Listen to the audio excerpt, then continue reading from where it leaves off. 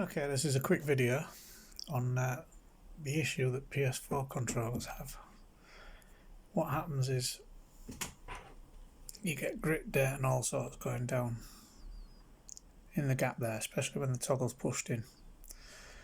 And inside, that's connected to a module that's connected to the little circuit board, and dirt gets in. What happens then is you have creep on the screen. Basically, you'll be playing and the character will start moving by itself. It's usually the left toggle, I don't know why, but there we are. So what you need is screwdriver, some IPA, which is like alcohol liquid, cotton buds, tweezers. Right. First thing you do, spin it over, 4 screws, 1, 2, 3, 4. Take those screws out. Okay, screws are out. Then you prise it apart. Usually the best place is on the inside of the handle of the controller, or there where you plug the headphones in. Controller comes apart pretty easily. Just a couple of quick connections. You take out the ribbon connection there, and then the battery there. The battery should just come out because the wire just loops around. There is a battery holding bay there, which you unscrew next. I'll show you that in a minute. So the battery is now unplugged and taken out, and the top section taken off. Ribbon cable unplugged. The ribbon cable plugs into there.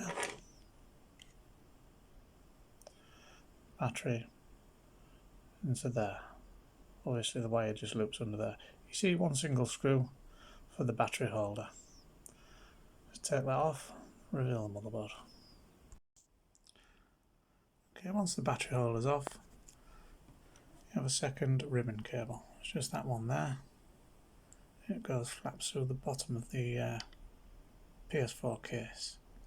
So that's quick and simple. Then to the next stage.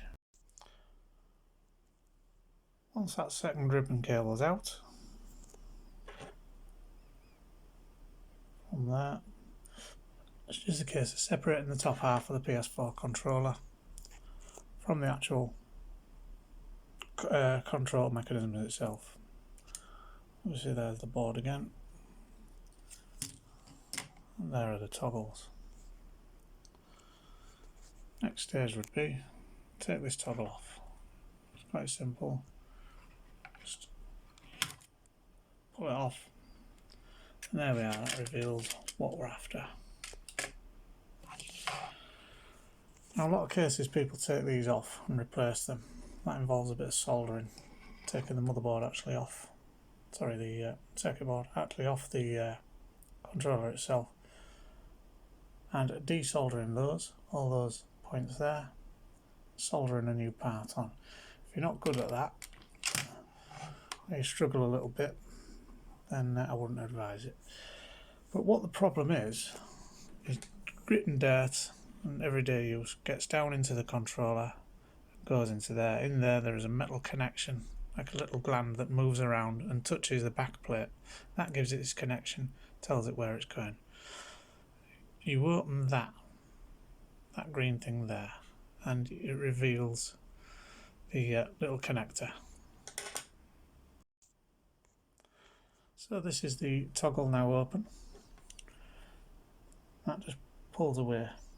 When you fasten it back up, it does take a bit of pressure to snap it shut again on these little tabs there. That's what we're after, taking that out. That. Be careful with it,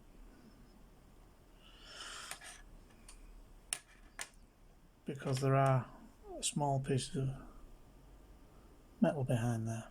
That one's spun round when I undid it, so I'll just tip it upside down. Okay, so that's the little piece out from in there. There you see metal ring inside there,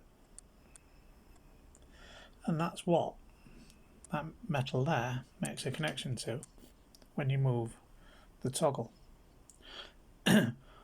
What happens is dirt gets down inside there. If you look there carefully, actually on that ring itself, there is a little build-up of grime. So this is where that and cotton buds come in. Soak a cotton bud, wipe all that grime off. Give this a little clean as well, but be extremely careful when you do that.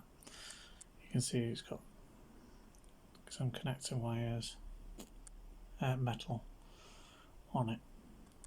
You don't want to bend those. When this goes back in, the part with the two little white dots at the bottom, there, goes to the bottom when you slot it back in there.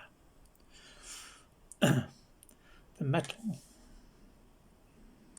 there faces that way onto the metal there.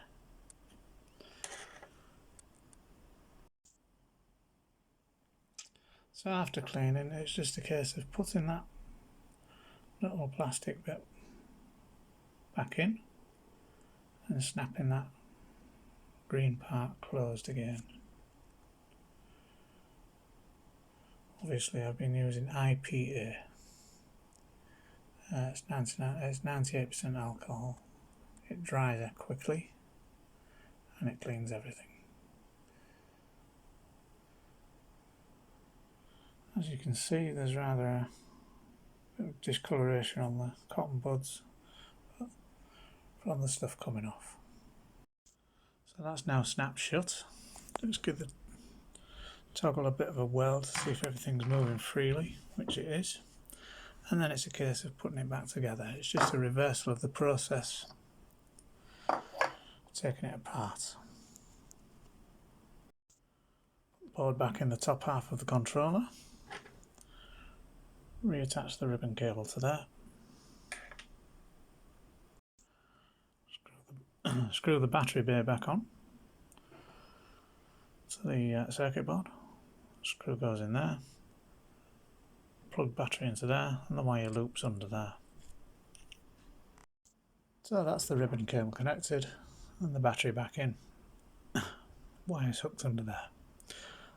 A lot of people take this opportunity to actually change the stock battery for lithium ones, which you can get readily off the internet. So the next stage in the process, putting the bottom half of the controller back together. Obviously the easiest way to do it is offer up the bottom half, plugging in the ribbon cable, and then just snap it together. That piece of plastic perspex there where the light shines through actually goes in that groove there on the inside. Do not put it on the outside or else it won't go together. On the inside in that groove. So that's the PS4 back together. Obviously the 4 screws back in, all snapped in nice. Well, now I've got to try it.